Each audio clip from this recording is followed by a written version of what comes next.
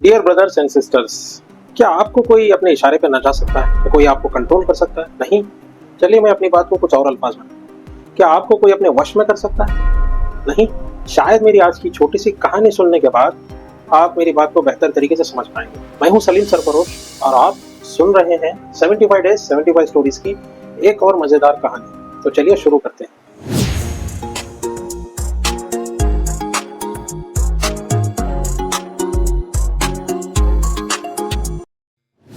तो कहानी है कछुए की, जो एक छोटे से तालाब में रहा करता था। उसके बहुत अच्छे दो दोस्त थे, दो बगुल है, क्रेन्स। वो अक्सर वहां आया करते थे। अब हुआ यूं, एक बार तालाब सूखने लगा, पानी कम होने लगा। तो कछुए को ये देखकर टेंशन हो गई। तो बगोले ने ये देखकर मशवरा दिया, क्यों ना हम पास की नदी में चले जाएं, वहां पानी का प्रॉब्लम नहीं।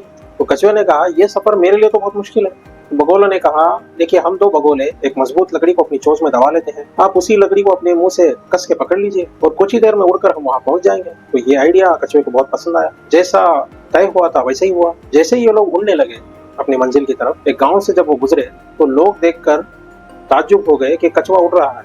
तो लोग नीचे से आवाजें लगाने लगे, चिल्लाने लगे। एक गांव वाले ने कहा, अगर ये कछुआ मेरे हाथ में लग गया ना तो मैं इसको कैद करके अपनी पानी की टंकी में रखूं। दूसरे गांव वाले ने कहा, अगर ये मेरे हाथ लग गया ना तो मैं इसको अच्छे से पका के खा जाऊंगा। ये सुनकर कछुए को बहुत गुस्सा आ रहा था। तीसरे ने कहा कि ये मेरे हाथ लग गया ना तो मैं तो इसका बहुत टेस्टी सूप बना के पी जाऊंगा। तो कछुए को सुनकर बहुत गुस्सा आ गया।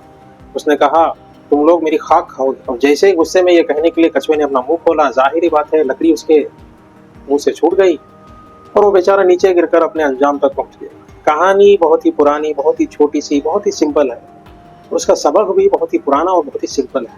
आप जब तरक्की करने लगे, आप जब अपनी मंजिल पर जा रहे हैं, आप जब उड़ना शुरू करते हैं तो लोग चिल्लाना शुरू करते हैं। अब आपके ऊपर है कि आप कंट्रोल में रहें, बर्दाश्त करें, या उनको जवाब देकर नीचे गिर जाएं, अपनी मंजिल से भटक जाएं।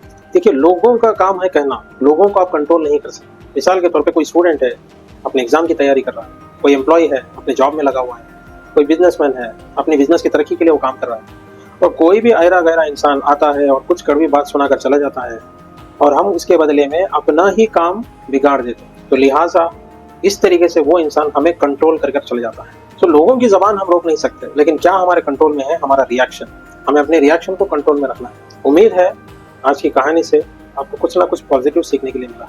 सो मेरी एक और कहानी को सुनने के लिए, लाइक, कमेंट, शेयर के जरिए मुझे सपोर्ट करने के लिए आप लोगों का तहे दिल से शुक्रिया। Thank you.